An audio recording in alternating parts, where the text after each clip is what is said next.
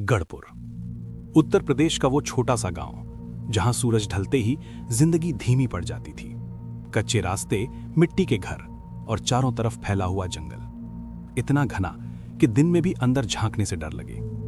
कुछ खेत जो गांव के पास और कुछ उस घने जंगल के बगल में। गढ़पुर इतना एकांत गांव था कि सबसे पास जो शहर था वो भी 100 किलोमीटर दूर था और आसपास के गांव भी कुछ 20 से 25 किलोमीटर की दूरी पर थे। गांव से बाहर और अंदर आने जाने का रास्ता भी उस जंगल से ही होकर जाता था।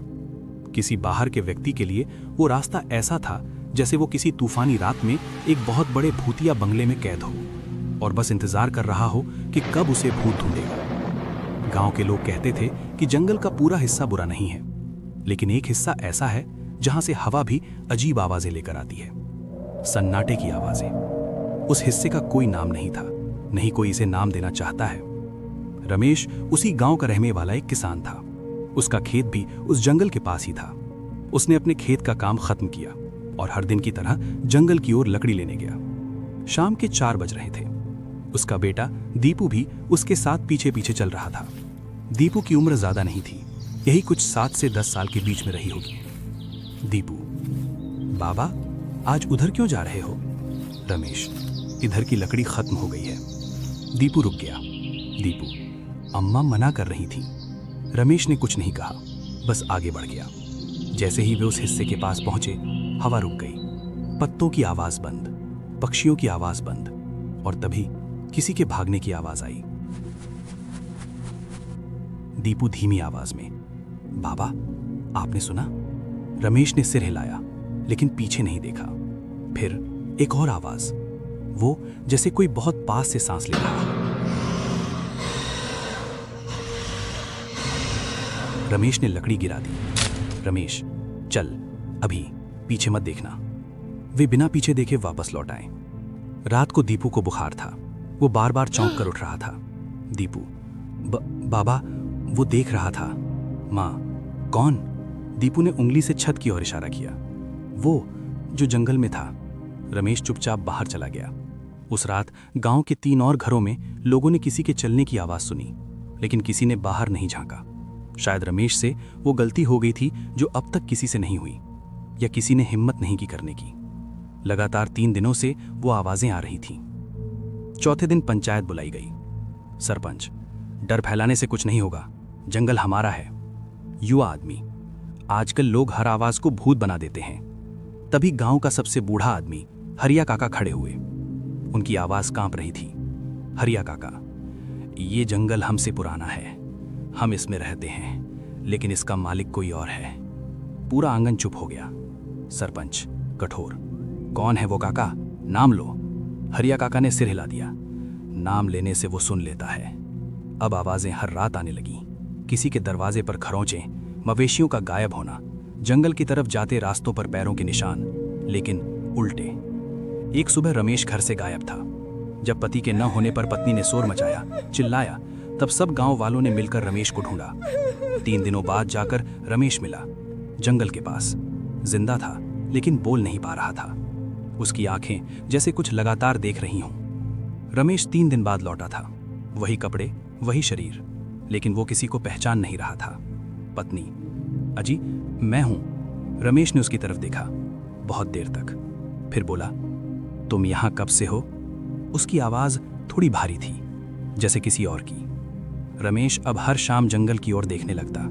खाना खाते खाते रुक जाता, कभी कभी खाली जमीन से मिट्टी उठाकर सूंघता। एक रात उसने घर के बाहर मिट्टी से गोल घेरा बनाया। पत्नी: ये क्या कर रहे हो?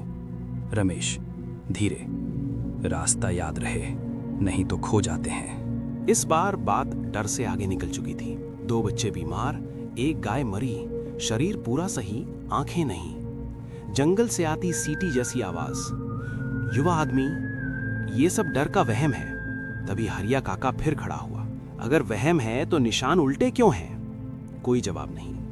पर इन सब बातों से ध्यान हटते हुए युवाओं ने रात में पहरा देने का फैसला किया। राजू: आजकल हर घटना और आवाजों को लोग भूत से जोड़ता है। बोला: हाँ यार। बिरजू: वो सब तो ठीक है, लेकिन जो हो रहा है वो भी काफी डरावना है। तभी राजू हंसते हुए बोला: राजू हाँ, अगर डर लग रहा हो तो रात में मत आना, बोला, हाँ, जा बीवी की रोटियां बनवा। तभी राकेश गंभीर आवाज में बोला, राकेश, नहीं, बिरजू सही कह रहा है। अगर ये भूत नहीं है तो ये और भी डरावना है। हो सकता है कोई बड़ा जानवर हो या लुटेरे। राम, हाँ सही बात है, हमें पूरी तरह सतर्क रहना होगा। रात में सब भाला और मशाले लेकर जरूर आना। सबने रात में 8 बजे मिलने का फैसला किया। रात होते ही सब पहरा देने निकले, सबके हाथ में भाले और मशाले। रात काली और घनी लग रही थी, लेकिन आज जवानी का शोर उस काली रात को चीरता हुआ आगे बढ़ रहा था। अगर आज कोई इन लड़कों के सामने आए तो फिर उसे भगवान ही बचाए। पर धीरे धीरे रात भी अब अपना रूप दिखाने लगी। सन्नाटा गहरा हो रहा था। दूर कहीं जानवर रो रहे थे। मोहन, अरे रुको रे, मैं मूत कर आया। बोला, क्यों, डर के मारे मूत निकल रहा है? मोहन, तू तो रुक, अभी आता हूं। मोहन पेशाब के लिए कोने में आया। उसने देखा जंगल के किनारे कुछ खड़ा था। पूरा नहीं, उसके सिर्फ पैर दिख रहे थे, बहुत लंबे, जोड़ गलत जगह पर।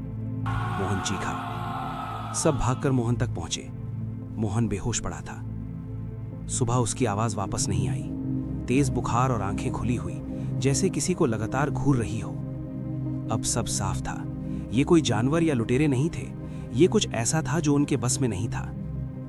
गांव वालों ने सोचा पूजा कर लेते हैं, ढोल धूप मंत्र। लेकिन जैसे ही मंत्र शुरू हुए, हवा उल्टी चलने लगी, दियों की लौ झुक गई और जंगल से आवाज आई, अब याद आ रहा है? पूजा अधूरी रह गई। हरिया काका अब बोलने से डर रहा था। उसने रमेश से दूरी बना ली। वो सुन सकता है तुम्हारे जरिए। रात को हरिया काका के घर कोई नहीं गया, लेकिन सुबह दरवाजा खुला था। अंदर कोई नहीं, बस रास्ते पर खून से उंगलियों के निशान जंगल की दिशा में। पंचायत बुलाई गई। फैसला हुआ कि वो पुरानी जगह खोली जाएगी जिसके बारे में पुरखों ने बताया था। पुरानी जगह खोली गई, जंगल के पास दबी हुई। वहां मिला टूटा हुआ पत्थर, हड्डियां, इंसानी नहीं, और एक पुराना निशान, गांव का पुराना निशान। तभी समझ आया, गांव में जंगल में किसी और का हक था। क्या इसे छीनकर यहां कब्जा कर लिया गया था, या इस जंगल को किसी से बचाया गया था? लेकिन यहां एक बात साफ थी कि जंगल के उस हिस्से का बंधन टूट चुका था रमेश के द्वारा। अब आवाजें शब्दों में बदलने लगी थीं। जितना लिया उतना वापस, घर के बदले घर, नाम के बदले नाम। और रमेश ने नहीं, इस बार साफ साफ बोला, गांव का हिसाब पूरा नहीं हुआ है। गांव वालों को समझ आ गया था कि यहां रुकना मतलब मौत को सीधा निमंत्रण। गांव छोड़ने का फैसला हुआ, लेकिन रास्ता जंगल से होकर जाता था। पहली बैलगाड़ी गई, फिर दूसरी, और ऐसे ही सारी बैलगाड़ियां गई, लेकिन जंगल से बाहर एक भी नहीं पहुंची। और वो आज भी इस जंगल में भटक रहा है।